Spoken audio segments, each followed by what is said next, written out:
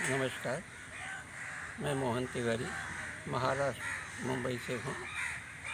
दोस्तों, आप लोगों ने मोहन की कविता नामक संकलन से सुनी गई मेरी हर रचना पर अपना अच्छा प्रतिसाद दिया है, जिसने मुझे आज तक प्रोत्साहित किया है और मैं एक से एक रचनाएं आपके लिए लेकर आते रहता हूँ। आज भी एक ऐसी ही सच्ची घटना पर आधारित कविता लेकर आपके सामने प्रस्तुत हुआ हूँ। उम्मीद करता हूँ कि इस पर भी मुझे आप लोगों का अच्छा प्रतिसाद मिलेगा, प्रोत्साहन मिलेगा। ये कविता एक ऐसे चरित्र को लेकर के लिखी गई है कि जहाँ लोग अपनी वासना और हवस को मिटाने के लिए किसी भी लड़की की ज़िंदगी तो बर्बाद कर देते हैं और फिर उसे अनाथ छोड़ करके चले जाते हैं। फिर वो लड़की का क्या होता है, कैसे उसकी ज़िंदगी कटती है और कैसे वो अपने दिन गुजारते हुए एक दिन इस समाज में तमाम सारे प्रश्न छोड़ कर चले जाती है, ये उसी पर आधारित कविता है, जिसका शीर्षक मैंने रखा है बाप कौन। तो लीजिए, पेश है आपके सामने। देखता था रोज़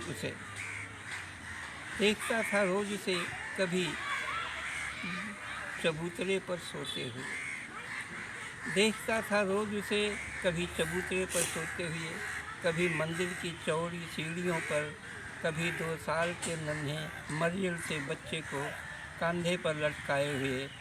वह शादीशुदा थी। मैं तो यही समझता था।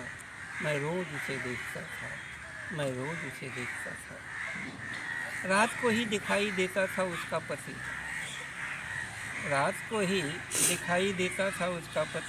नशे में धुत, लड़खड़ाता हुआ, बिखरे बिखरे बाल, मैले कुचैले कपड़ों में। भूख से बिलखते बच्चे को देखकर कभी दिल पसीज जाता कि बुलाकर पार्ले बिस्किट का पैकेट दे देता। कुछ वही खाकर वह पेट भरती, कुछ पानी में भिगोकर उसे खिलाती। दूध शायद छाती में नहीं था।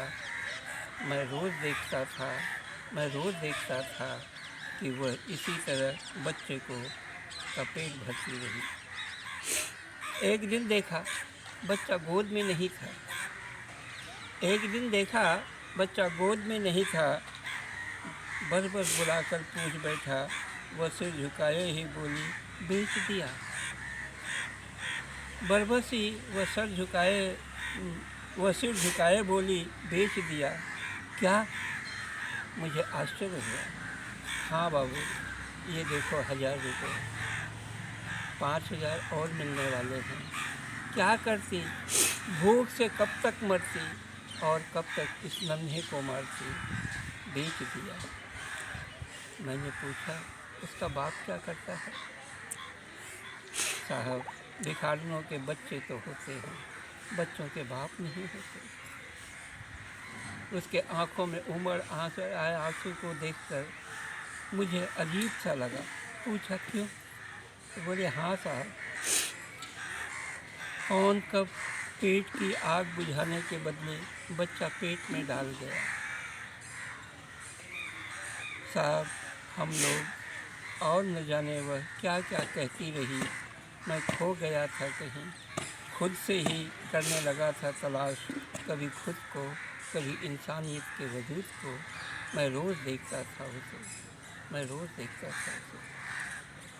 और एक दिन वह मर गई। इसी तरह एक अनाथ को छोड़कर, अनगिनत प्रश्न